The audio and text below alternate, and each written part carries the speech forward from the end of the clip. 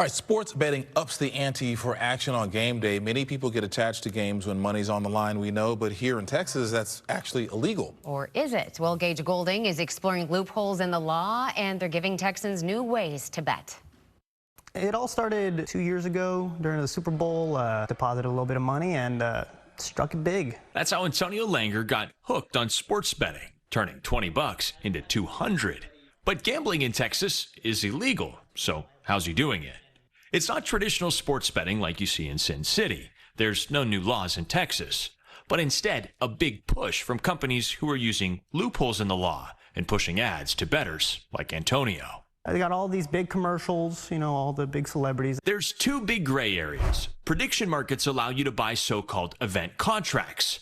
They're basically yes or no outcomes on future events. It can be in sports or even politics. They operate under a federal commodities protection. That law, seeing the transactions more like investments rather than wagers. I would relate it more to an options contract or a share of stock. The second is daily fantasy sports, or DFS. They let you build short-term fantasy teams for money. Those contests have peer-to-peer matchups, not the house, landing it in a loophole in federal law. Daily fantasy sports is very much like what's been offered by FanDuel and DraftKings. Think of these two options as the door barely cracked open, just giving you a glimpse into the world of sports gambling.